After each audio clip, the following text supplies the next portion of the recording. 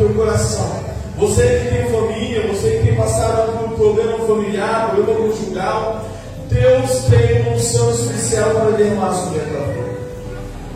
Livro de Lucas, capítulo 15.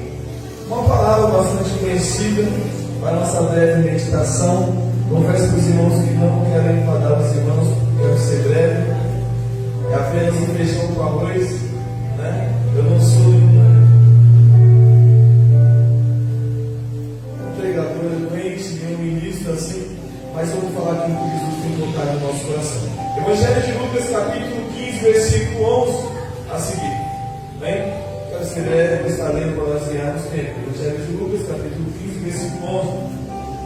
Ele disse: um certo homem tinha 2 filhos, e o mais moço deles disse ao pai: Pai, dai-me a parte da fazenda que lhe pertence. E ele repartiu por eles a fazenda. E poucos dias depois, o filho mais novo, ajuntando tudo, partiu para uma terra longínqua, e ali desperdiçou a sua fazenda, vivendo dissolutamente. E havendo-lhe gastado tudo, houve naquela terra uma grande fome, e começou a padecer necessidade. E foi, e chegou-se a um dos cidadãos daquela terra, o qual o mandou para o seu campo apacentar porcos.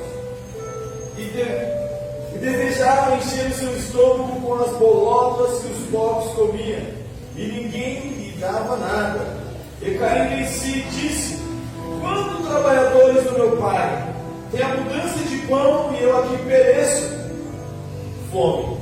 Levantar-me-ei, e irei ter do meu pai, e direi: Pai, pequei contra o céu e perante ti, já não sou digno de ser chamado teu filho. Faze-me como um dos trabalhadores deu.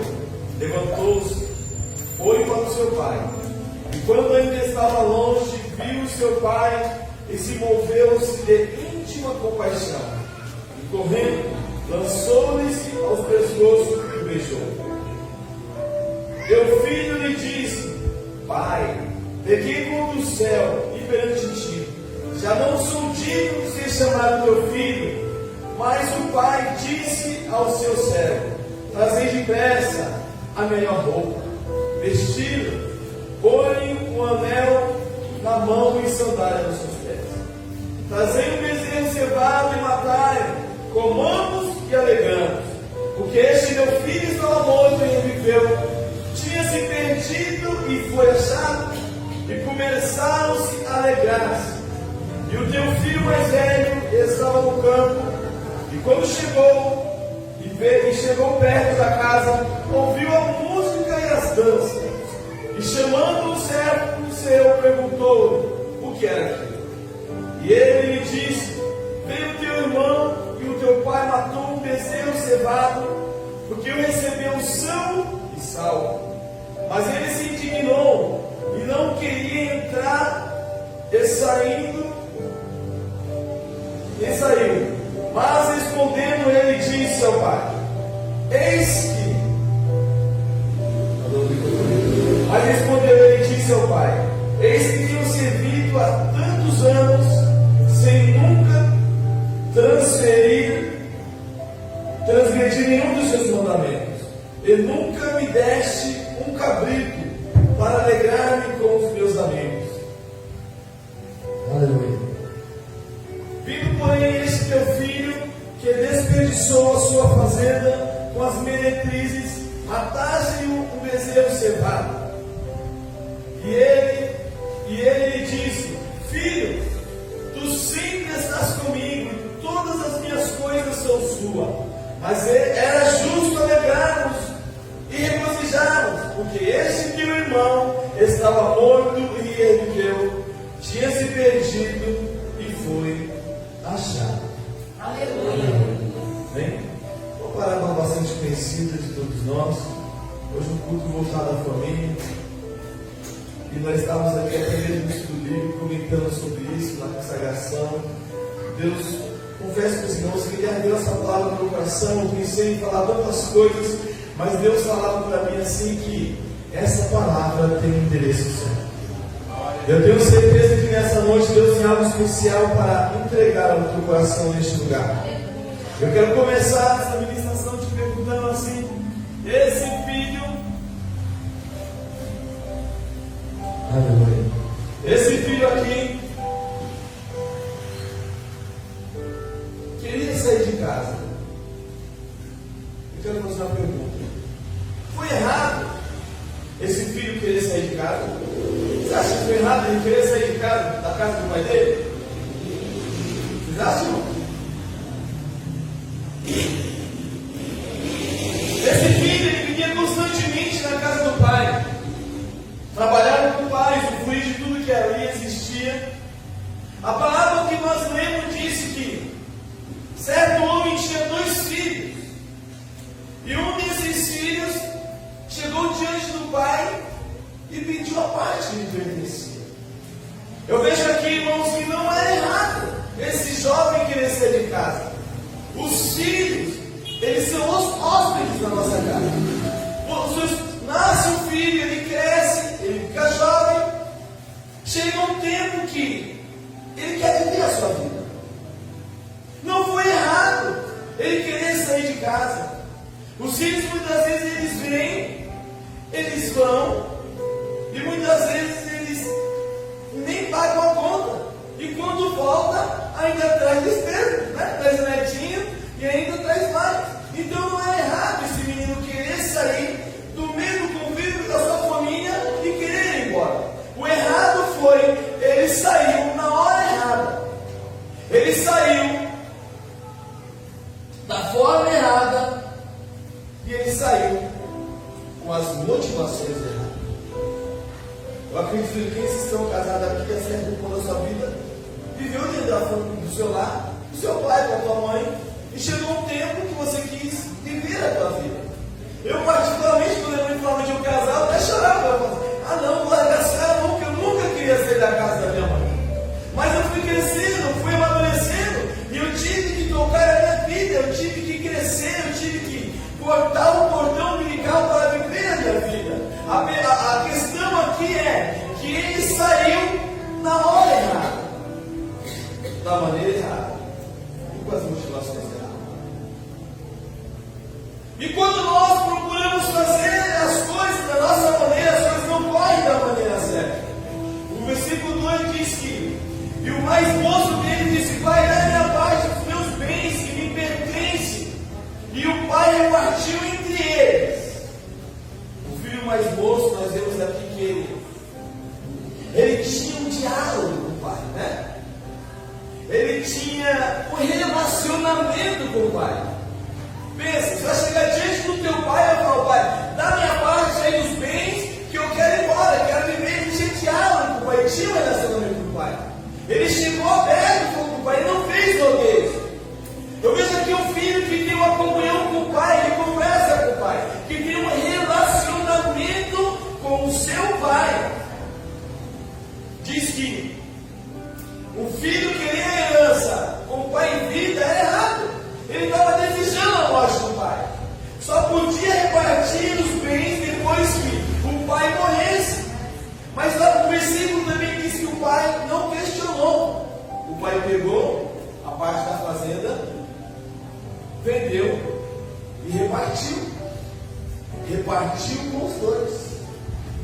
Não deu só o mais novo que pediu. Diz que repartiu entre eles. Então o mais moço recebeu a sua parte da fazenda. E o primogênito também. Como é bom nós estarmos na aviação, né? Quando eu estava aqui, o pastor já estava pregando, e eu já peguei uma pinceladinha do que ele estava falando e já incluí aqui no sermão dessa noite. O primogênito, ele tinha dupla parte da herança. Foi o que foi falado aqui ontem. Então o primeiro recebeu a parte da sua herança, mas o segundo recebeu 2 vezes mais, porque era direito dele. Porque o primogênito, ele tinha esse direito de receber uma porção maior da herança. Mas a questão aqui não é essa da quantidade, mas a forma que foi usada a herança. E a motivação para que ele queria essa herança também. Por que ele queria sair de casa? Você já se perguntou jovem queria sair de casa? Se na casa do pai dele tinha de tudo. Os servos eram bem cuidados, ele tinha comida, tudo ali, ele tinha uma vida boa, uma vida formidável. Mas chegou um dia que ele olhou para tudo ali e falou: pai, dá minha parte da herança, que eu vou embora. Eu vejo aqui um filho que ele não queria se submeter à autoridade do pai. Ele chegou um tempo, cresceu, achou que já era macho, né? Sou homem agora, quero viver a minha vida. Não preciso mais estar debaixo da autoridade do meu pai. Eu vou viver a minha vida, vou fazer o que eu quero. Ele não queria mais viver embaixo da autoridade. Ele também não queria viver embaixo de supervisão. Porque se você está dentro da casa do teu pai, você tem que andar conforme a regra dentro da casa do teu pai. Então ele queria viver a vida dele porque não queria mais ficar embaixo do teto da autoridade do pai dele. Ele não queria ser supervisionado pelo pai dele. Ele queria viver a vida dele. Ele queria fazer o que ele quisesse da vida dele. Ele queria curtir. Ele queria ir para os pancadão aí fora. Ele queria tirar um lazer. Ele queria conhecer coisas novas. Então, o motivo de ele sair da casa do pai e querer herança para sair da casa do pai é porque ele não queria mais ficar debaixo da autoridade do pai dele. E não queria ser supervisionado pelo pai dele. Porque se ele quisesse sair para uma festa, ia ter que ter hora para chegar. Ele não poderia chegar bêbado, né? Ele ia ter que seguir as regras. Né? Ele não queria estar debaixo da autoridade do pai. E quando, irmãos, nós não queremos estar embaixo da autoridade, não queremos estar embaixo de uma supervisão, nós andamos com uma vida sem responsabilidade. Quando você está debaixo de uma autoridade, sendo fiscalizado, onde você está sendo supervisionado por alguém, você anda com responsabilidade. Você se preocupa em seguir as regras. Você se preocupa em fazer a coisa certa. Por quê? Porque você está sendo supervisionado. Se você chegar um pouco mais tarde na casa do teu pai, quando você é solteiro, o teu pai era um relógio e falei: isso é hora? Você está vindo da onde? O que você está fazendo? Está bebendo? O pai vai supervisionar, vai fazer andar na linha, na responsabilidade. E ele não queria, ele queria viver da maneira dele. E viver debaixo de uma autoridade, irmão, sabe o que me chama a atenção? Me chama você estar embaixo de uma proteção. Quando eu conversei com o pastor Beto, que eu queria vir para o ministério, eu me preocupei muito com isso. Porque nós precisamos estar debaixo de uma autoridade para nós sermos supervisionados, sermos estudados, sermos cuidados. Quando esse filho estava na casa do pai dele, o pai dele cuidava, olhava ele, falava: filho, vai dormir cedo, mas vai trabalhar. O pai estava supervisionando ele. Ele estava sendo protegido, porque ele estava embaixo de uma autoridade. Ele estava protegido. Havia uma proteção sobre a vida dele. Agora, quando ele chega e fala: pai, eu quero parte da minha herança, porque eu quero ir embora. Ele estava querendo dizer assim: não quero mais estar debaixo da autoridade do Senhor, não quero mais que o Senhor se responsabilize pelos meus atos. Eu vou viver a minha vida e fazer o que eu quero. Aí está um grande perigo. Hoje nós vemos pessoas que querem andar de qualquer maneira, não anda mais debaixo de uma autoridade, faz o que quer da vida. Ah, não, esse pastor não manda em mim, eu faço o que eu quero. E nós vemos pessoas andando irresponsavelmente, porque não está sendo supervisionado, e sai andando por aí de qualquer maneira. É como você trabalha no emprego. Você está trabalhando na sua empresa, de repente cai uma chuva muito forte. Aí você fala: está chovendo, né? Não vou trabalhar hoje. Não é assim que funciona? Não! Você tem que ir trabalhar, você tem que bater um cartão. Você está debaixo de uma autoridade, você está sendo supervisionado pelo seu patrão. Se você não for trabalhar, ele vai descontar do seu salário, ou pode até dispensar você. Então nós estamos debaixo de uma autoridade. Existe um Deus, um Deus correto, um Deus que nos supervisiona, um Deus que nos contempla, um Deus que nos sonda, um Deus que nos ama, um Deus que cuida da gente e quer que nós sejamos abençoados, não sejamos frustrados. Diz que o pai repartiu e deu. Interessante, né, irmão? Ele pegou e foi. Diz que depois de poucos dias, ele ajuntou todos os seus bens, versículo 13, diz que foi para uma terra longínqua. Ali ele desperdiçou todos os seus bens e viveu dissolutamente. Olha o perigo de você sair debaixo de uma autoridade, sair debaixo de uma proteção. Quando você está debaixo de uma autoridade, você está debaixo de uma proteção. Ele pegou tudo e foi embora. Com alguns dias ele foi embora, saiu da casa do pai. O versículo 14 diz: e havendo gastado tudo, houve naquela terra uma grande fome, e ele começou a padecer necessidade. Olha o perigo de sair debaixo de uma proteção e fazer da maneira que nós achamos que devemos fazer. Hoje é um culto voltado à família, e é uma responsabilidade muito grande hoje aqui da minha parte e da tua parte, porque todo mundo aqui pertence a uma família, todo mundo aqui quer ser abençoado, todo mundo aqui quer receber bênçãos da parte de Deus. Mas para receber bênçãos da parte de Deus, nós precisamos andar em obediência, em submissão, em renúncia diante desse Deus. Não demorou muito, irmão. Poucos dias a palavra diz. Ele perdeu tudo e começou a passar necessidade.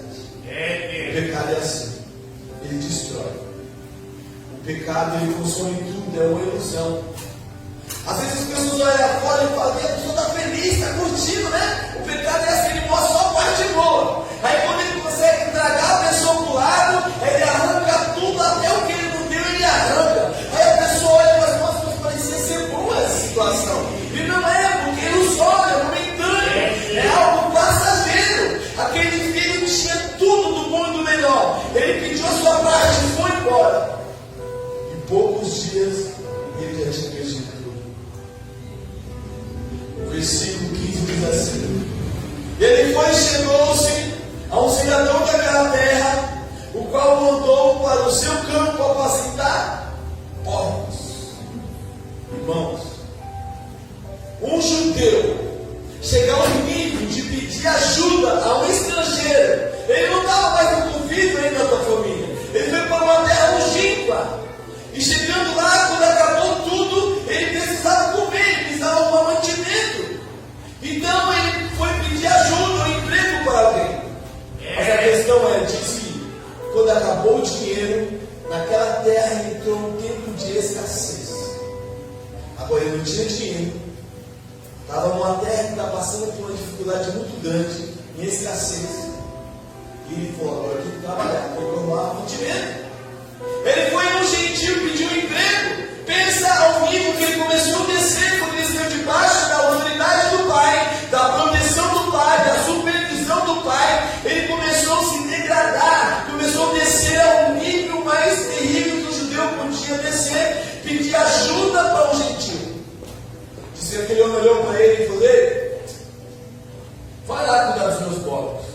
Olha o nível que ele começou a descer cada vez mais.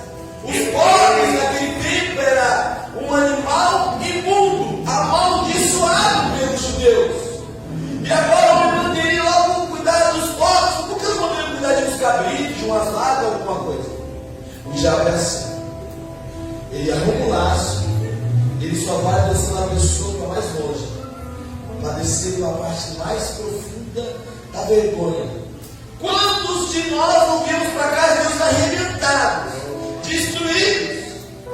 E Deus restaura a nossa vida. E se nós vamos perguntar aqui nessa noite, quantos milagres Deus realizou dentro da minha vida, da tua vida, do nosso lar, e tem feito e vai fazer muito mais ainda, se nós ficarmos debaixo da proteção do Pai, debaixo da supervisão do Pai e debaixo do cuidado do Pai. Sim, papai. Quando você está debaixo da proteção do Pai, tem bênção para a tua vida, porque você vai andar com responsabilidade. Quando você não consegue fazer uma coisa, você vai pedir para o Pai a autorização ou a direção do Pai. Agora aquele jovem estava lá, foi lá, começou a trabalhar ali, cuidar daqueles povos. Diz que ele começou, o versículo 13, desejou encher o seu estômago com colonos de povos e olhava e ninguém lhe dava nada. Ele olhou, era um tempo de escassez, todo mundo estava passando por dificuldade ali. Não era só ele. Ele era pior, porque ele tinha do mundo melhor, ele gastou tudo. Agora as pessoas passavam, tinham o resto da comida dos pobres, oferecia para ele. Mas nós estamos passando por um tempo de escassez, não estamos? O tempo da pandemia aí, você. Tem pessoas que vão dar testemunho e falam assim, ó, que nunca passou um tempo tão bem na sua vida como está passando agora no tempo de escassez.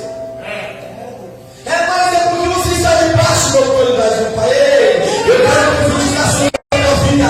Antes de ficar o ano 2020, Deus vai escrever a janela do céu sobre a tua vida. Aquelas bênçãos que estavam retidas, Deus vai derramar sobre você.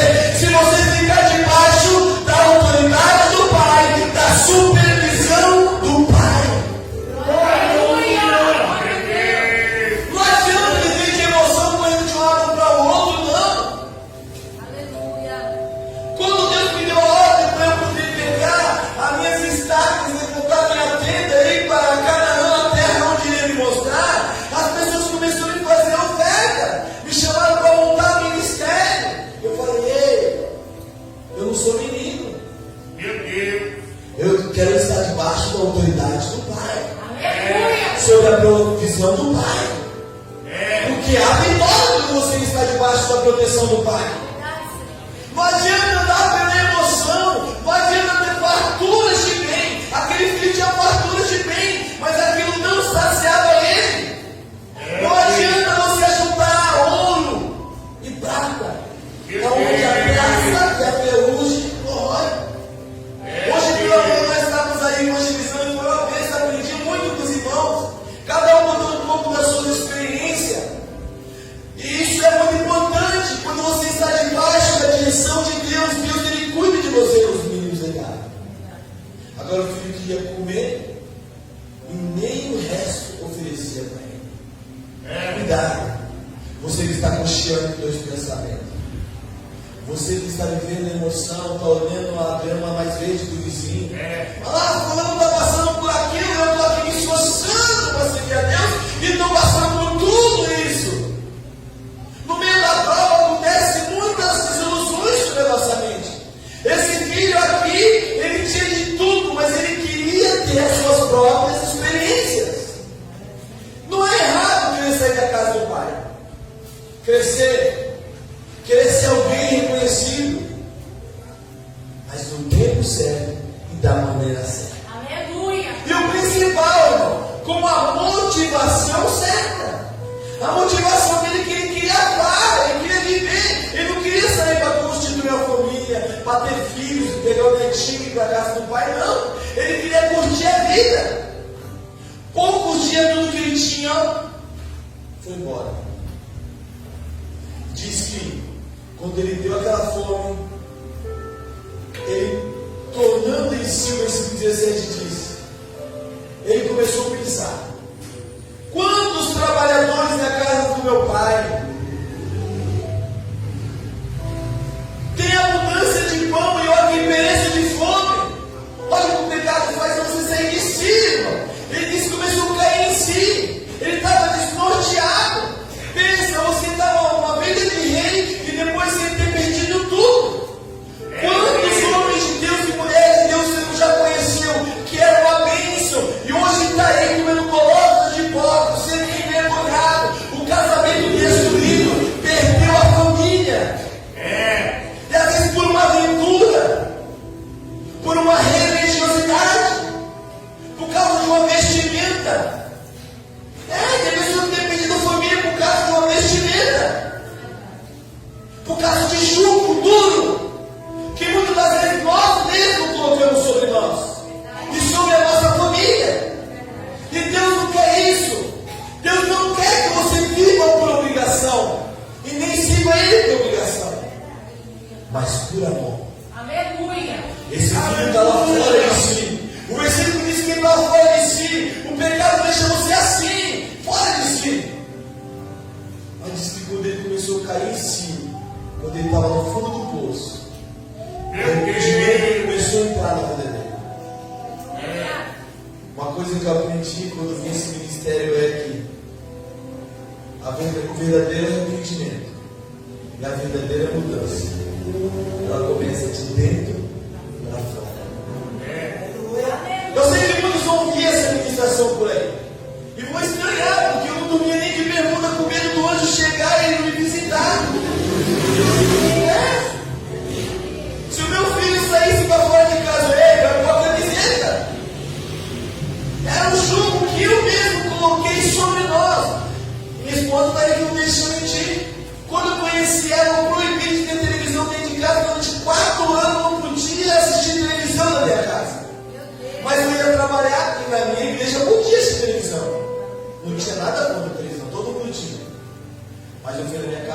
nós somos santos. Nós somos santos. Na minha casa não entra televisão. Mas eu ia trabalhar, minha esposa e meu filho descia para a casa da minha mãe. Quando eu chegava, eu procurava eles, cadê eles? Estava assistindo televisão na casa da minha mãe. E eu comecei a olhar aquele negócio todo dia aquilo. Aí um dia orando, o Espírito Santo falou assim: ei, o que você está fazendo? Você não deixa a televisão entrar na tua casa, mas eles estão vendo da mesma maneira. E você nem sabe o que eles estão vendo. O pior é isso. Quando você se coloca diante de Deus, você começa a orar, começa a pedir o fruto do Espírito, Deus vai te mudando. Deus vai trabalhando de dentro para fora dentro de você. Ele vai te fazer amadurecer e crescer. E o bom é que você possa deixar isso acontecer, como esse jovem deixou. Quando ele estava no fundo do poço, ele começou a cair em si. Diz que ele caiu em si e começou a lembrar da casa do pai dele. Que os trabalhadores lá tinham abundância de pão.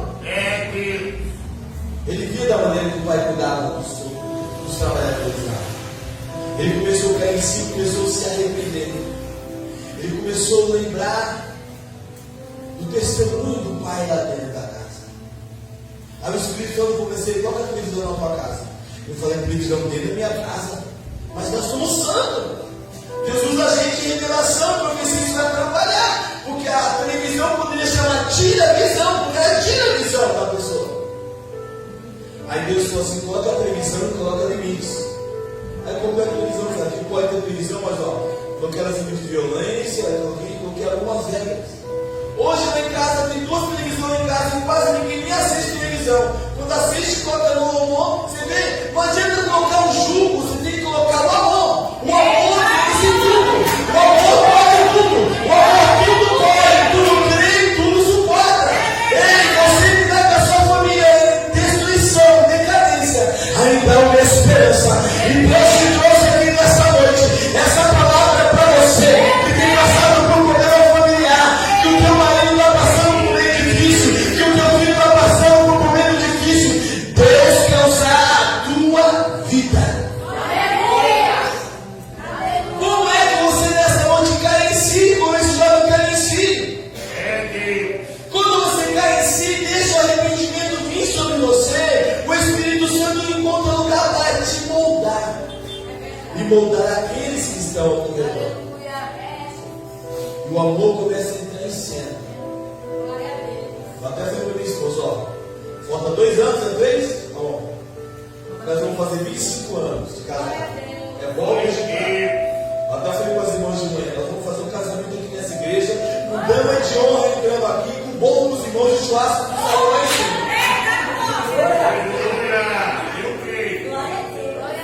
Porque quando Deus é menino, ele muda, ele transforma a situação.